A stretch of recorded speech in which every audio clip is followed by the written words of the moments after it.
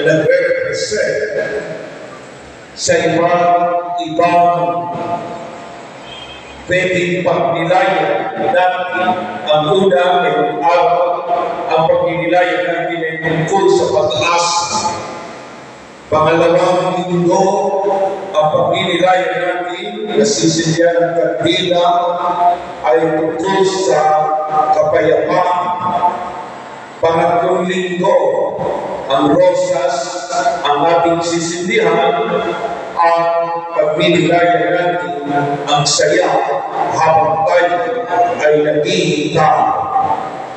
At ang sumunod ay ang huling linggo, ang pagnilayan natin ay ang pag-ibig ng Diyos na darating sa atin, at itong pag-ibig nito ay walang iba kundi ang ating Panginoong Jesucristo. Yun po, kaya may apat na kandila doon. Pero alam niyo po ba, kung ikalabinsyam na siglo, doon yan sinumpisahan. Isang mangangaral ang nag-umpisa nito sa Germany. Meron siyang kariton at meron siyang 25 kandila bilang paghihintay. Araw-araw sinisindihan nila ang isang kandila. Kaya 25 kandila sa atin naman ay tuwing linggo. Pero alam mo po ba, ang pinagka-origin nito, ang talagang pinagsimulan, yung tungkol sa paghihintay sa Panginoon.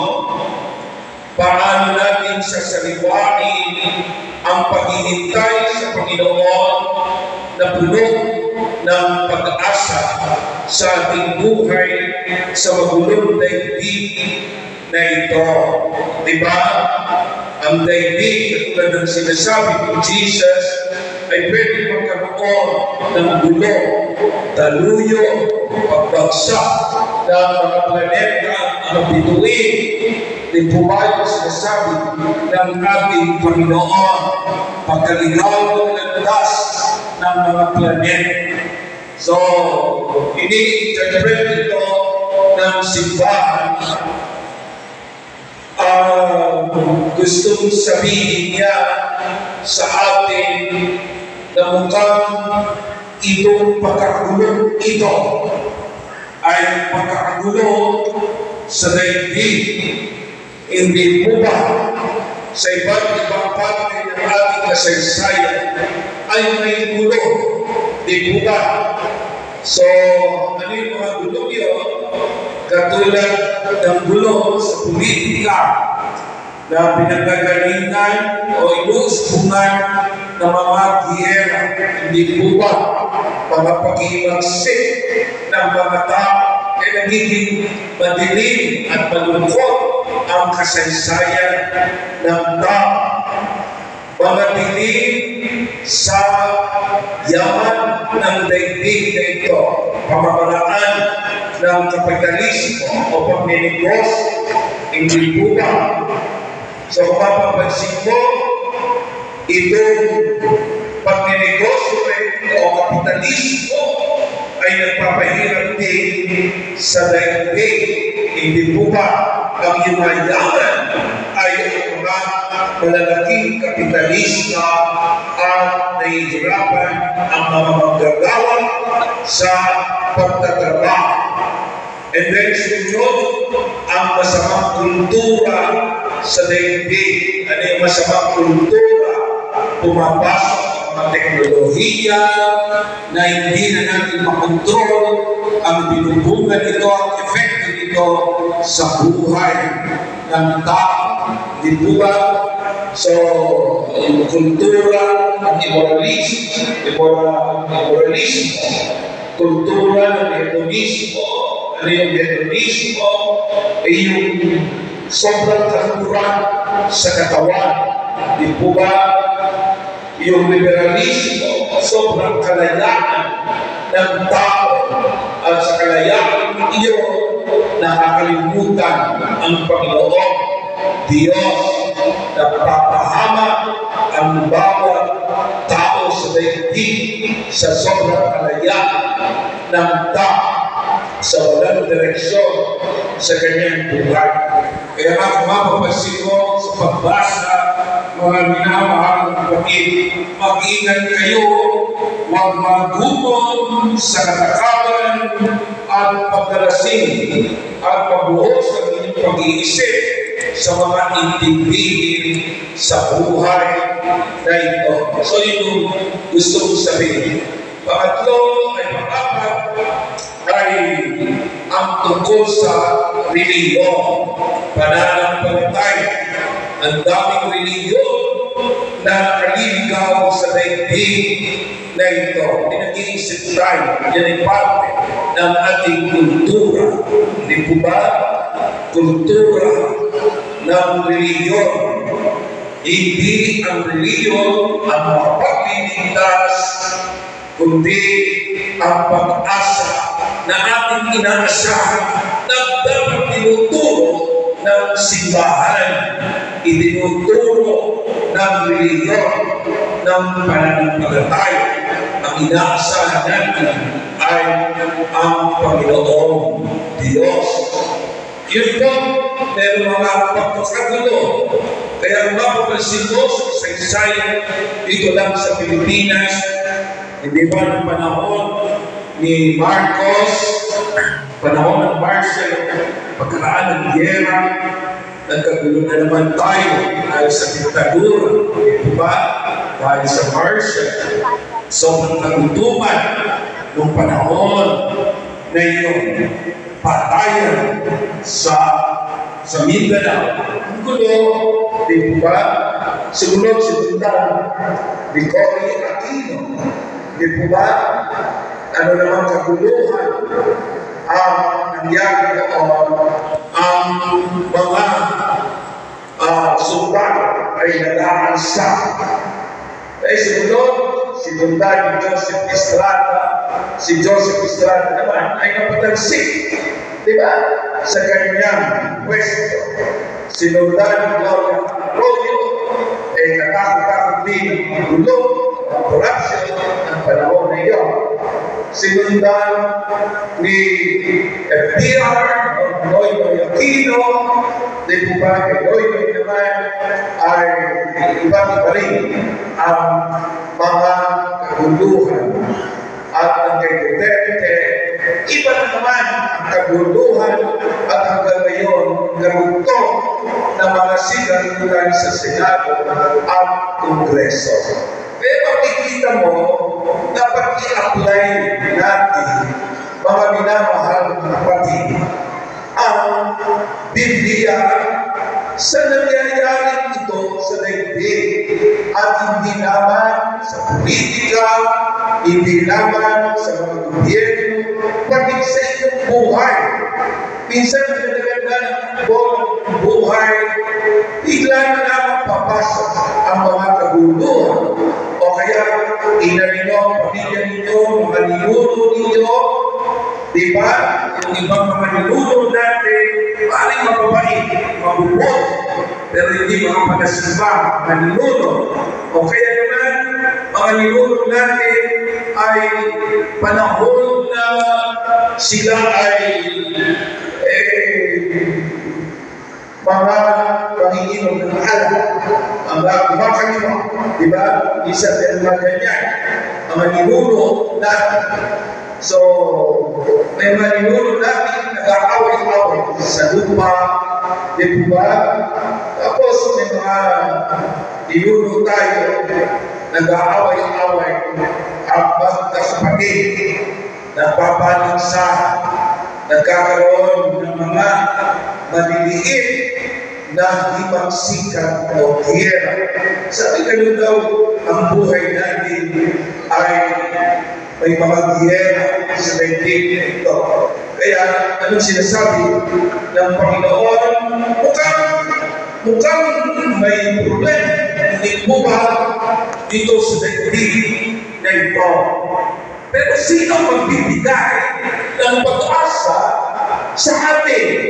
Kung kakapitan ko ang kayamanan, ay mabibigo ka. Diba? Kung kakapitan mo ang mga politiko, mabibigo ka. Diba?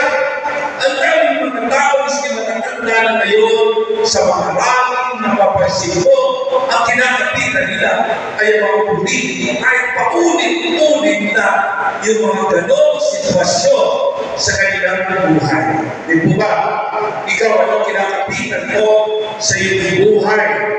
Yung kalakasan mo ba? Di ba palagi yan pagdating ng araw? Yung iyong galing, yung iyong profession.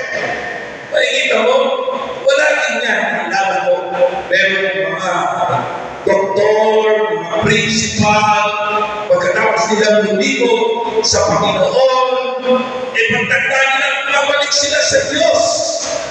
Diba? Bumabalik sila sa Diyos. Kahit na ano palang laki ng tagumpay ng tao, mapapansin na hindi ito ang aking dapat na kinapitan noon pa. Dapat ang kinapitan ito ay ang Panginoon na magbibigay sa akin ng pag-asa. Kapag kumapit ako sa daigdig na ito, laging kabiguan ang dadalhin sa akin ng daigdig na ito. Kaya nga, anong sinabi dito ng ating Panginoon? Kapag nagsimula ng mangyari ang mga ito, magalang kayo sapagkat malapit na ang pagliligtas sa inyo. Meron siya gustong sabihin. Sa English, sabi gano'n, kapag nangyari ito, stand erect. Tumayo ka ng diretso. So, tumingin ka sa kalangitan. Yun ang gusto kong sabihin. Yung magalak kayo, pag nangyayari na ang mga bagay na ito, huwag kayong malungkot sapagkat darating ang Panginoon sa inyong buhay. Darating siya sa atin. Yun yung gusto sabihin sa atin. Magtiwala ka sa sinabi ng Panginoon na kanyang pagbabalik sa daigdig na ito. Ba't ba siya babalik sa daigdig na ito? Una, yung eschatological na tinatawag. Ano eschatological? Yung lampas sa natural na pagbalik. Ano yun? Yung pagpunta ni Jesus. Pagbalik sa daigdig na ito. Kasama niya ang mga anghel. Kasama niya ang God the Father. Kasama niya ang Espiritu Santo. Ang mga banal. Yun ang eschatological. Ibig sabihin niya ang huling panahon. Bago ito, sabi nga ni Jesus, huwag mo naman natigil kailan. Basta ako ay darating. Importante yun. Sinabi ni Jesus, ako ay babalik sa iyong buhay. Yung mag-asa ang ating pagbalik sa daigdig na ito. Kaya yung pangalawa, pagbabalik ng ating Panginoon Kristo, ano yun? Sa ating kamatayan, makikita natin ang Panginoon. Kaya nga, ang panahon ng Adbyento, panahon ng paghihintay, dapat ito ay panahon ng pag-reflect, pagdinilan, pagtibayin ulit natin ang ating mga wisdom, kaalaman tungkol kay Kristo. Pagtibayin ulit natin ang ating pagmamahal kay Kristo. No? Hindi yung sabi ni Kristo na parang babagsak ang mga bituin. At kayo ay balilito. Ayan, nalilito na tayo pag Pasko. Diba? Parang bumabagsak na ang bituin sa atin. Naliligaw ang landas ng mga planeta sapagkat ang dami na nating problema magpasto. Samantalang ang sinasabi naman magpasto, focus yourself to Christ. Doon sa inaasahan mo, doon sa pag-asa mo. Pagpasto dami ng problema. Diba? Problema mo, mahal ng decoration. Di po ba? At ang decoration ay lagi nagpapago. Dati simpleng ilaw lang. Ngayon, kailangan magagong ilaw. Di po ba? Dati simpleng Christmas tree lang. Walis lang ginagawa namin. Ngayon, kung nagwalis na yung Christmas tree, pagtatawanan ka. Ano ka? Puro. Di ba? Ako pa parang hirap na mag-celebrate ng Christmas. Ngayon, paano commercialize na natin ang Christmas? Pinadami mo yung problema ng Christmas. Sabi lang ni Jesus, focus. Sabi ng Diyos, sabi ng gospel, focus sa darating. Walang din ba? Kundi. Diba? Ang hirap ng Pasko, ang dami ng aking naluhan. Tapos naglamagupay pa kay naanak ko. Diba? Pag nagbigay ka ngayon ng halagang 20 pesos sa regalo, mapupulaan ka. Parang ang hirap ng Pasko. Diba? Kaya sabi ganun, bumabagsak ang mga bituin na pupunta tayo sa kalungkutan. Imbis na saya ang dulo ng Pasko. Ayan. Kaya sabi ng Santo Papa, sabi ng gano'n, tumayo ka at tumingin sa langit. Sabi ng Santo Papa, ang pinakapag-aasa mo, walang dilidiba ang Panginoon.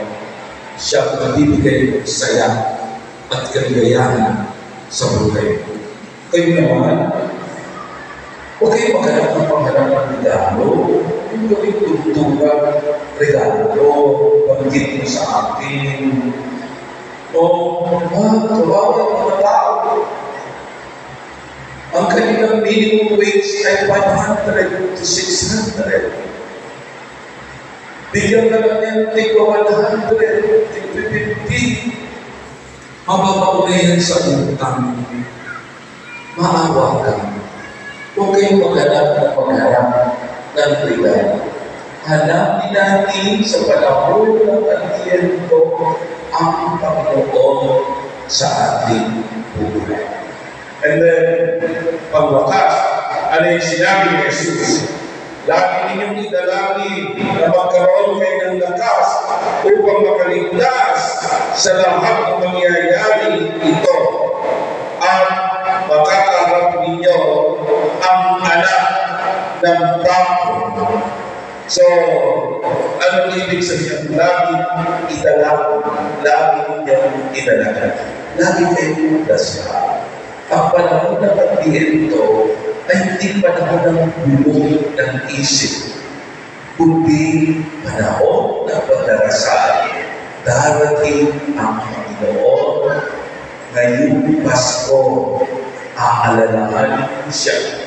Hindi na siya isisilang sa marumi at pagulong sa isawan, kundi sa aking puso. Maguluhan ang aking puso. Yan ang isang tanong. Marumi ba ang aking puso? Paano ko ito mangyahanda? Siguro mas magandang mag-uumpisa ako. Siguro magandang ayusin ko ang aking buhay. Diba? Magpagulo ang aking buhay kung may nag-aapi. Diba? Ngayon siguro marami kong nabibenta ng drugs. Naman sa akin gano'n. Kasi gusto ko mabenta ng mabenta para masaya ang Pasko ko. Diba? At maraming magmamahal sa iyo kasi mabenta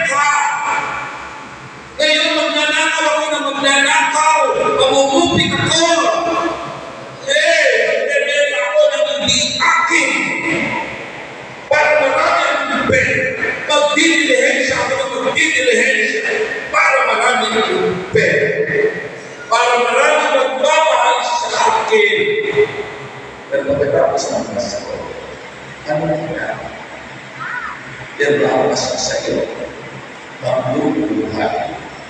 Maraming buhay. Dapat ayusin mo ang dapat ayusin sa iyong sarili para pagkatapos ng Pasko, maayos ang iyong sarili. Yun po. Kaya tingnan natin yung mga masasarang pag-ugali natin. Diba? Yan ang binabago. Sabi nga huwag kayong maglalasing.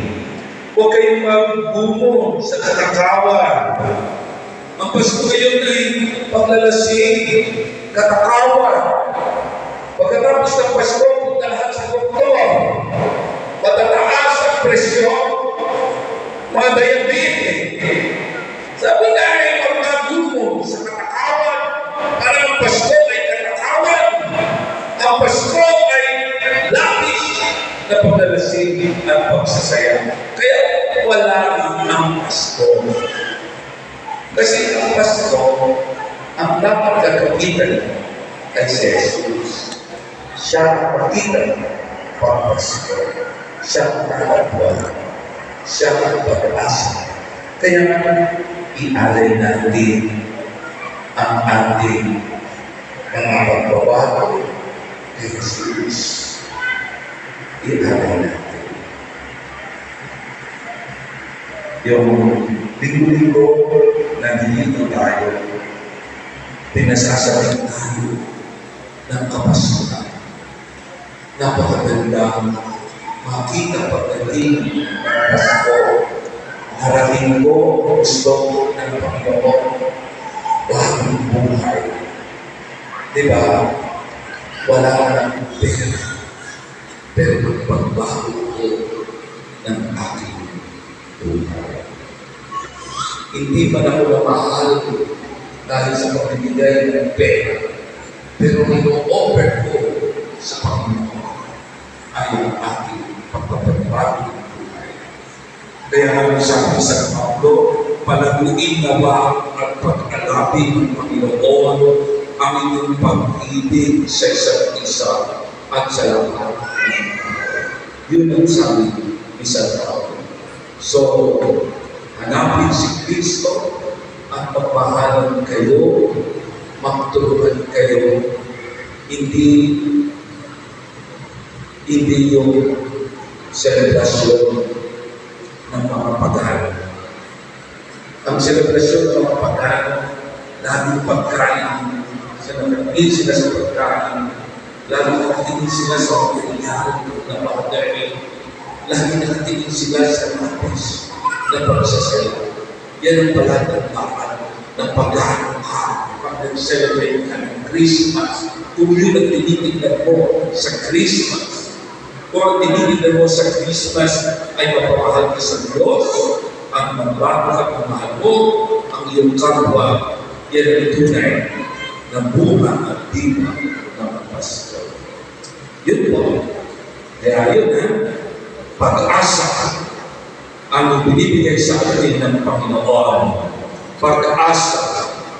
Huwag ka nang malungkot. Tumingin ka sa taas. Huwag kang maproblema sa problema ng daigdig. Panaigyan. Huwag kang maapektuhan nito. Mga problema ng daigdig, huwag kang maapektuhan nito. Maapektuhan ka ng pagdating ng Panginoon. Sa ngalan ng Ama, Anak, at Espiritu Santo. Amen.